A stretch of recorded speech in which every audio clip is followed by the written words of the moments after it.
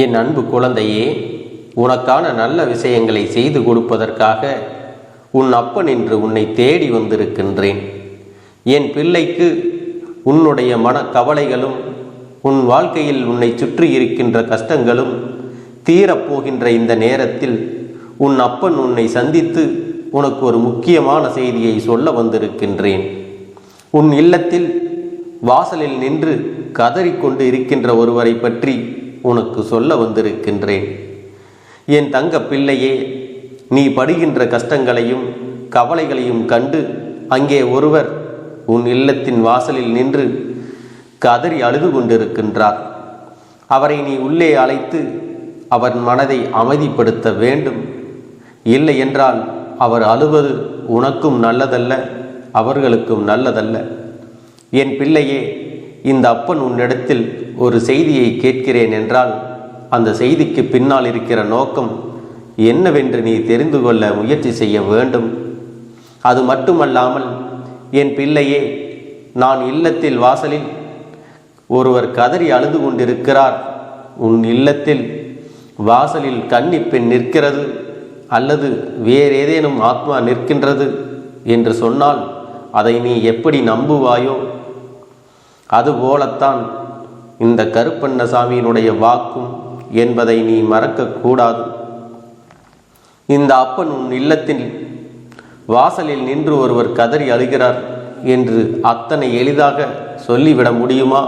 அப்பனே இதை கண்ணார கண்டு இது உன்னுடைய வாழ்க்கையில் நடப்பது நல்லதல்ல என்பதை உணர்ந்துதான் உன்னிடத்தில் இதை சொல்ல வந்திருக்கின்றேன். என் குழந்தையே, சில விஷயங்கள் உன்னை சுற்றி நடப்பதை நீ அறியாமல் இருக்கின்றாய். அதைத்தான் உனக்கு நான் எடுத்துச் சொல்ல வந்திருக்கின்றேன். உன் இல்லத்தின் வாசலில் சில நாட்களாக ஒருவர் வந்து கதறி அழுகின்றார். அதற்கு காரணம் என்ன தெரியுமா? நீ படுகின்ற ஒவ்வொரு கஷ்டங்களையும் அவர்களால் காண முடியவில்லை. அதாவது உனக்காக வேதனைப்பட்டு அவர்கள் கதறி அழுது கொண்டிருக்கிறார்களே, இவரை நீ உன்னுடைய இல்லத்துக்குள் அழைக்க வேண்டும். அதை எப்பொழுது அழைக்க வேண்டும், எப்படி அழைக்க வேண்டும் என்பதனை உன் அப்பன் நான் சொல்கின்றேன். அவர்களுக்கு நீ என்ன செய்தால், நீ எதை செய்தால் அவர்களின் மனது சாந்தி அடையும் என்பதையும் உன் அப்பன் நான் இன்று சொல்லப் போகின்றேன். என் குழந்தையே, அதையும் நீ நிச்சயமாக கவனமாக கேட்க வேண்டும். அப்பொழுதுதான் உன்னால் உன் வாழ்க்கையின் அர்த்தம் என்னவென்று புரிந்து கொள்ள முடியும். வீட்டின் உள்ளே அடைந்து கிடந்து வெளியே நடக்கின்ற விஷயங்கள் தெரியாமல் இருக்கின்றாய் அல்லவா? இது போன்ற சில விஷயங்களை நீ நிச்சயமாக தெரிந்து வைத்திருக்கத்தான் வேண்டும். உன் எதிர்கால வாழ்க்கையும் இதில் அடங்கி இருக்கின்றது என்பதை நீ புரிந்து கொள்ள வேண்டும். என் பிள்ளையே, சில நாட்களாகவே உன் வாழ்க்கையில் நடக்கின்ற பிரச்சனைகள் எதுவுமே உன்னால் சரி செய்ய முடியாததாக இருக்கின்றது. எத்தனை தான் நீ முயற்சி செய்தாலும் உன்னால் அதனை சரி செய்ய முடியவில்லை. உன்னால் பழைய நிலைக்கும் வரவும் முடியவில்லை. இத்தனை பிரச்சனைக்கு என்னதான் தீர்வு இருக்கிறது என்று தெரியாமல் நீ விழிவிதுங்கி நிற்கின்றாய். இப்படி நீ விழிவிதுங்கி நின்று கொண்டிருப்பதற்கு தீர்வாகத்தான் உன்னுடைய வீட்டிற்கு வெளியே நிற்பவர்களை நீ வீட்டின் உள்ளே அழைக்க வேண்டும். நீ எப்பொழுது அழைக்க வேண்டும் என்பது பற்றி நான் உனக்கு சொல்லப் போகிறேன். என் அன்பு பிள்ளையே, உன் வாழ்க்கையில் நடக்கின்ற பிரச்சனைகள் எதுவுமே உன்னால் சரி செய்ய முடியாததாக இருக்கின்றது அல்லவா? எத்தனை தான் நீ முயற்சி செய்தாலும் உன்னால் அதனை சரி செய்யவும் முடியவில்லை என்ற கவலை உன்னை திரும்ப திரும்ப வாட்டி வதைக்கிறது அல்லவா? உன் இல்லத்தின் வாசலில் நின்று கதறி கொண்டிருப்பவர் வேறு யாரும் இல்லை. சமீபத்தில் உன்னை விட்டு பிரிந்த உன் வீட்டில் இருக்கும் ஒருவர்தான். அதுவும் வயது சற்று அதிகமான ஒருவர்தான். சிலருக்கு சிறுவயதில் இருக்கிறவர்களும் இறந்திருக்கிறார்களே என்று சொல்வாய். ஆனால் சிறுவயதில் இருக்கிறவர்கள் உன்னுடைய குடும்ப பாரத்தை தூக்கி சுமந்தவர்கள் அல்ல என்பதை நீ புரிந்து கொள்ள வேண்டும். உன் இல்லத்தில் இறந்து போன ஒருவர் உன் குடும்பத்தை தாங்கி நிற்கின்ற ஒருவர்தான் உன் இல்லத்தின் வாசலில் நின்று கதறி அழுகிறார். அன்று என்ன பிரச்சனையாக இருந்தாலும் தனியாக நின்று சமாளித்த ஒருவர் இன்று அவர் இல்லாமல் தன்னுடைய குடும்பத்தில் இருக்கின்ற அத்தனை பேரும் படுகின்ற கஷ்டத்தை கண்டு மிகுந்த மனவேதனை பட்டு கொண்டிருக்கின்றார். ஒரு சிறிய விஷயத்தை கூட சமாளிக்க முடியாமல் நீங்கள் திணறிக் கொண்டிருக்கிறதை காண்கிற போது அவர்களுக்கு மிகுந்த மனவேதனை அளிக்கிறது. அன்றே நாம் இவர்களுக்கு எல்லாவற்றையும் கற்றுக் கொடுத்திருக்கலாம். இந்த வேதனையை பற்றி, இதை கடந்து போவதை பற்றி அவர்களுக்கு உணர்த்தி இருக்கலாமே. நம்முடைய பாதுகாப்பு வளையத்திற்குள் அவர்களை வைத்துவிட்டு இன்று அவர்கள் படுகின்ற கஷ்டத்தை நம்மால் காண முடியவில்லை என்று அவர்கள் வெதும்பிக் கொண்டிருக்கிறார்கள். என் பிள்ளையே, நீ எதற்காகவும் கஷ்டப்படாதே. அவர்கள் கவலைப்படுவதை பார்த்து நீ அல்லவா வேதனைப்பட்டு கொண்டிருக்கிறாய். நீ அடைகின்ற மனவேதனையை பார்த்துத்தான் அவர் கஷ்டப்பட்டு கொண்டிருக்கிறார்.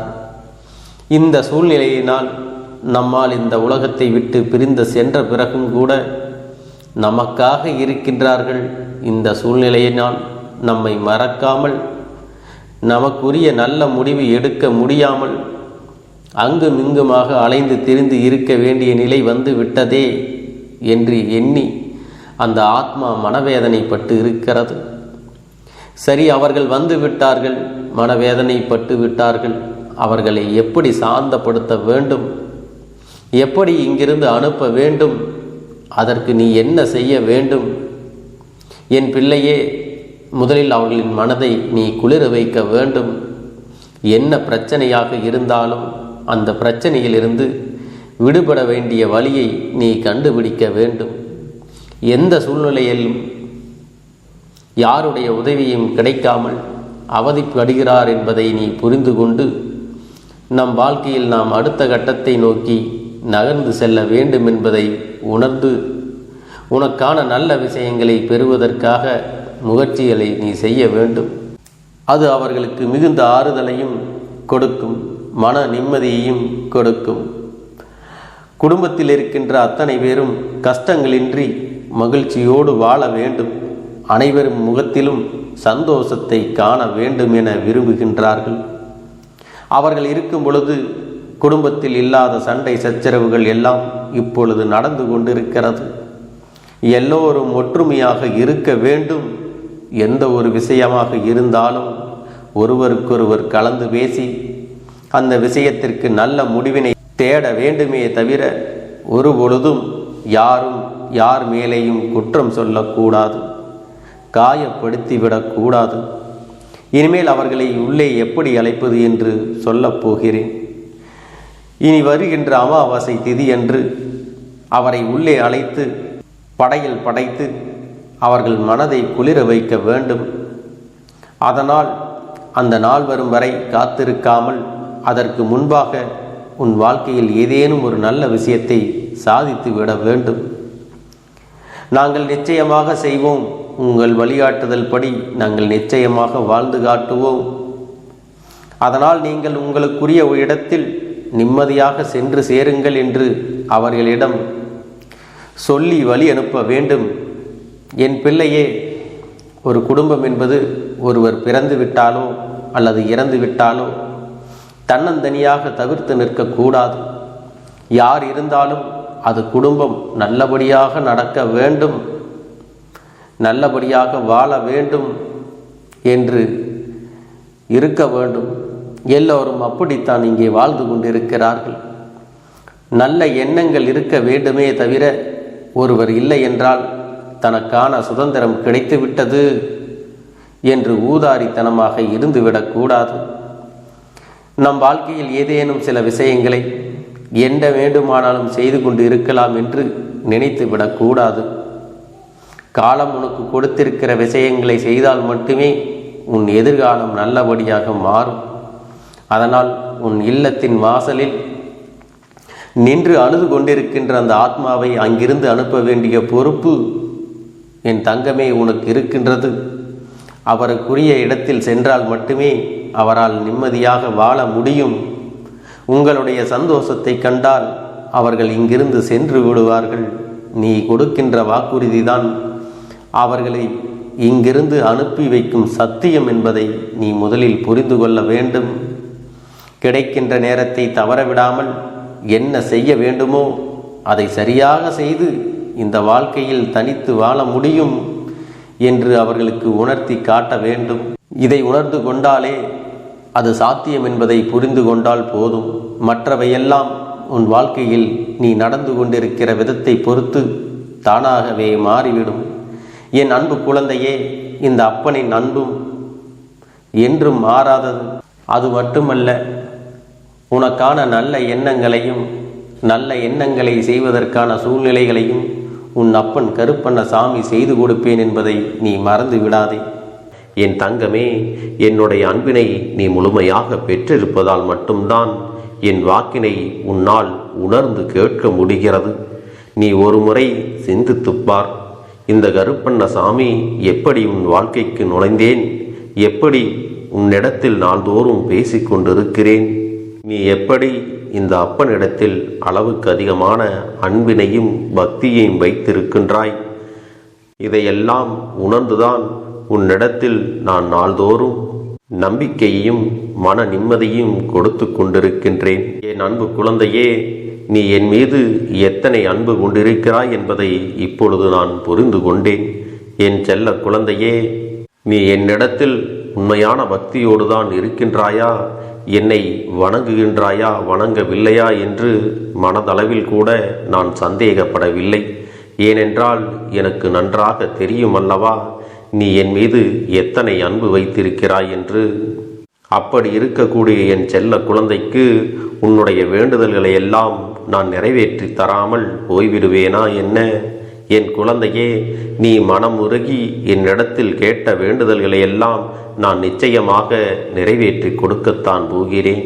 நீ இந்த அப்பனிடத்தில் மனம் உருகி கேட்டது, மன நிம்மதியோடு உன்னுடைய கஷ்டங்களுக்கு தீர்வினை கேட்டதும், உன்னை காயப்படுத்தியவர்களுக்கான தண்டனையை கேட்டதும், உன்னிடத்தில் இருந்து கொண்டே உனக்கு துரோகங்களை செய்தவர்களுக்கான நல்ல பாடத்தினை கேட்டதும், இவை எல்லாவற்றையும் நான் உனக்கு நிறைவேற்றி கொடுக்கத்தான் போகிறேன்.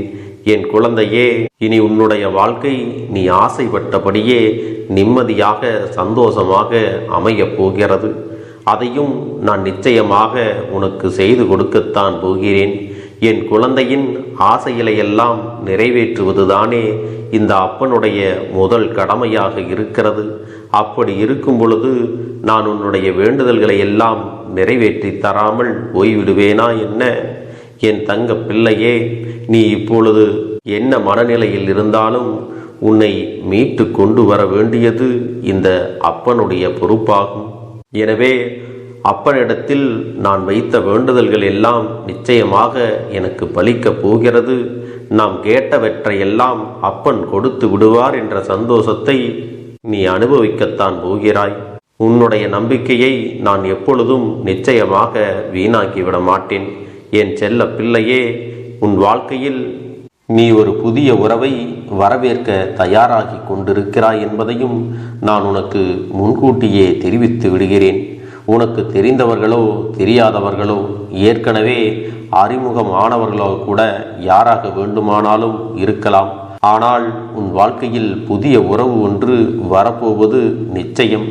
என் அன்பு குழந்தையே, நல்ல உண்மையான உறவுகள் என்னிடத்தில் இல்லை, நல்ல நண்பர்கள் இல்லை. யாரை நம்புவது என்று தெரியாமல் நீ குழம்பி நின்று கொண்டிருந்தாய் அல்லவா? உன்னுடைய தேவைக்கேற்ப உனக்கு நல்ல ஒரு நட்பினையும் நல்ல குடும்ப உறவுகளையும் உண்மையான அன்பினை உன்னிடத்தில் கொடுக்கக்கூடிய ஒரு துணையையும் உன் வாழ்க்கையில் கிடைக்கும்படி நான் செய்ய போகின்றேன். இனிமேல் நீ செய்ய போகின்ற தொழில் ஏற்கனவே நடத்தி கொண்டிருக்கின்ற தொழிலை விட இன்னும் முன்னேற்றம் அடையவும், உன்னுடைய வேலைகளில் நீ வெற்றி பெறுவதற்கும் அங்கே நல்ல சூழ்நிலைகள் எல்லாம் அமையப் போகிறது. என் அன்பு குழந்தைகளே, உங்கள் ஒவ்வொருவரின் வேண்டுதலும் இந்த கருப்பன் நிச்சயமாக நிறைவேற்றி தரத்தான் போகின்றேன். இதற்கு முன்பு எதற்காகவெல்லாம் நீ வருந்தி நின்றாயோ, எதற்காகவெல்லாம் வேதனைப்பட்டாயோ, அதற்கான நல்ல மருந்தினை நிச்சயமாக என்னிடத்திலிருந்து பெறத்தான் போகின்றாய். உனக்கு எல்லாமே கிடைக்கப் போகிறது. அதை உன்னுடைய கைகளிலே இந்த கருப்பண்ணசாமி கொண்டு வந்து கொடுக்க போகிறேன். உன்னுடைய வாழ்க்கையில் நல்ல விஷயங்கள் நடக்கும் பொழுது நீயாகவே இதையெல்லாம் உணர்ந்து கொள்வாய். என் அன்பு குழந்தையே, இதுவரை உனக்கு எந்தெந்த விஷயங்கள் எல்லாம் கிடைக்காமல் இருந்ததோ, எந்தெந்த விஷயங்கள் எல்லாம் தடைபட்டு நின்றதோ, அதையெல்லாம் இனிமேல் நடக்க இருக்கின்ற நாட்களில் நீ அடைய போகின்றாய். இந்த அப்பன் மீது நீ நம்பிக்கையை அதிகமாக வைத்து விட்டாய் அல்லவா? அப்படி இருக்கும் பொழுது இனிமேல் உன் வாழ்க்கையில் நல்ல விஷயங்களை நடத்தி காட்டுவது என்னுடைய முழு பொறுப்பாக மாறியிருக்கின்றது. நான் ஒருபோதும் உன்னை கைவிட்டு விட மாட்டேன். நான் என்றும் உன்னுடனே துணையாக இருந்து உன்னை நல்வழியில் நடத்தி செல்ல போகிறேன். அது மட்டுமல்ல, உனக்கு வரக்கூடிய பெரிய ஆபத்துகளிலிருந்து உன்னை காப்பாற்றி உன்னுடைய உடல் நலனையும் உன்னுடைய குடும்ப நலத்தையும் நான் மீட்டெடுக்கப் போகிறேன். அதுவரையில் உனக்கு பொறுமை என்பது கொஞ்சம் அவசியம் தேவைப்படுகிறது. நம் அப்பன் வாக்கு கொடுத்து விட்டார். இனி நமக்கு நல்லது மட்டுமே நடக்கும் என்பதை நீ நினைவில் வைத்துக் கொள்ள வேண்டும். என் அன்பு குழந்தையே, சந்தோஷம் என்பது என்ன தெரியுமா? பிரச்சனை இல்லாமல் வாழ்க்கையை வாழ்வது கிடையாது. எவ்வளவு பிரச்சனைகள் வந்தாலும் அதையெல்லாம் சமாளித்து அந்த சூழ்நிலைகளை எல்லாம் வெற்றி கொண்டு நிம்மதியாக இருப்பதே உண்மையான சந்தோஷம் என்பதை நீ புரிந்து கொள்ள வேண்டும். இனி என் செல்ல குழந்தைக்கு நிரந்தரமான சந்தோஷம்தான் வாழ்க்கையில் அமையப் போகிறது. இனி எத்தனை கஷ்டங்கள் வந்தாலும், எத்தனை துயரங்கள் வந்தாலும் அதையெல்லாம் மிக எளிமையாக கடந்து வரவும் ஜெயித்து வரவும் அத்தனை திறன்களையும் நான் உனக்கு கொடுக்க போகின்றேன். உன் வாழ்க்கையில் உனக்கு மிக பெரிய நம்பிக்கையையும் துணிச்சலையும் தைரியத்தையும் இந்த கருப்பண்ணசாமி கொண்டு வந்து கொடுக்க போகிறேன். அது மட்டுமல்ல, நீ இன்னொரு விஷயத்தையும் உனக்குள்ளே பழக்கிக் கொள்ள வேண்டும். அது என்ன தெரியுமா? உன்னிடத்திலே புன்னகையையும் மௌனத்தையும் நீ எப்பொழுதும் வைத்திருக்க வேண்டும். ஏனென்றால் பல பிரச்சனைகளை எல்லாம் கடந்து வருவதற்கு இந்த இரண்டுமே உனக்கு ஆயுதங்களாக பயன்பட போகிறது. என் அன்பு குழந்தையே, உன்னுடைய அழகான புன்னகை என்பது பல பிரச்சனைகளை உனக்கு தீர்த்து வைக்கும். அதே சமயத்தில் உன்னுடைய மௌனம் என்பது பல பிரச்சனைகளை உனக்கு மீண்டும் வராமல் தடுத்து விடும். சரியான இடத்தில் நீ சிரித்து விட்டாலே சில பிரச்சனைகள் எல்லாம் காணாமல் போய்விடும். உன் முகத்தில் இருக்கின்ற அழகான புன்னகை ஒட்டுமொத்த மனநிலையையும் மாற்றிவிடும். அதனால் பிரச்சனைகள் எளிதில் முடிந்து விடுவதற்கும் வாய்ப்புகள் இருக்கிறது.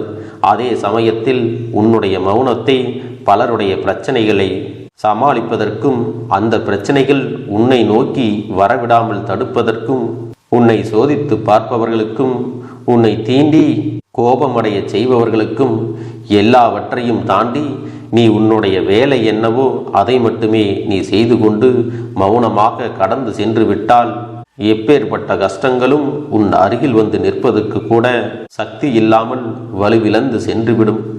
அதனால் இதை இரண்டையும் நீ எப்பொழுதும் உன் வாழ்க்கையில் பயன்படுத்த வேண்டும் என்பதை மறந்து விடாதே. செல்ல குழந்தையே, இந்த வாழ்க்கையில் வெற்றியும் தோல்வியும் யாருக்கும் நிரந்தரம் கிடையாது. ஆனால் இந்த வாழ்க்கையை யாரெல்லாம் நன்றாக வாழ வேண்டும் என்று நினைக்கின்றார்களோ அவர்களுக்கு போராட்டங்கள் அதிகமாகத்தான் இருக்கும். அந்த போராட்டம் நல்லபடியாக முடிய வேண்டுமென்றால் அதில் வெற்றி கிடைக்க வேண்டும் அல்லவா? அப்படிப்பட்ட வெற்றிதான் இனி உனக்கு கிடைக்கப் போகிறது. உன்னுடைய போராட்டங்கள் எல்லாம் நல்லபடியாக முடியப் போகிறது. இனிமேல் நீ வெற்றி படிக்கட்டில் ஏறப் போகின்றாய். ஒவ்வொரு படியையும் கடந்து நீ உனக்கான வெற்றியை அடைந்து உச்சத்தில் அமரப் போகிறாய் என்பதை மறந்து விடாதே. என் செல்ல குழந்தையே, இதுவரை வாழ்க்கையில் எதையெல்லாம் தேடி நீ சென்றாயோ அதுவெல்லாம் இனி உன்னை தேடி வரத்தான் போகிறது. நீ எதிர்பார்த்ததைப் போலவே உன்னுடைய வாழ்க்கை இனி அமையத்தான் போகிறது. அதை மாற்றி அமைக்க வேண்டியது உன்னுடைய அப்பனின் பொறுப்பு என்பதை நினைவில் வைத்துக்கொள். அந்த சூழ்நிலைகளை எல்லாம் மாற்றி அமைத்துவிட்டு அதற்கான சக்தியையும் நான் உனக்குள்ளே கொடுக்கத்தான் போகிறேன். அன்பு பிள்ளையே, இந்த சூழ்நிலைகளை எல்லாம் உணர்ந்து உனக்குள்ளே இந்த கருப்பண்ணசாமியின் சக்தியினை நீ உணர வேண்டும். உன்னுடைய முயற்சிகளை நீ எதுவுமே செய்யாமல் எல்லாவற்றையும் அப்பன் பார்த்து கொள்வார் என்று நீயாக எந்த ஒரு விஷயத்தையும் தவற விட்டு விடாதே.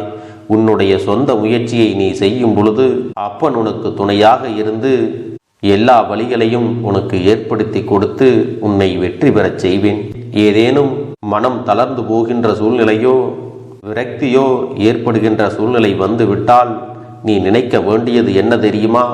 இந்த அப்பனை நினைத்து கொண்டு என்னால் முடியும், என்னால் இந்த விஷயத்தை செய்ய முடியவில்லை என்றால் யாராலும் செய்ய முடியாது, என் அப்பன் துணையாக இருக்கிறார், நான் இதை செய்து விட்டுத்தான் வேறு வேலையை பார்ப்பேன் என்ற தன்னம்பிக்கையை நீ உனக்குள்ளே அதிகமாக வைத்திருக்க வேண்டும். என் அன்பு குழந்தையே, உன்னுடைய மனதில் தோன்றுகின்ற எண்ணங்களை எல்லாம் நீ எப்பொழுதும் நேர்மறையாகவே வைத்திருக்க வேண்டும்.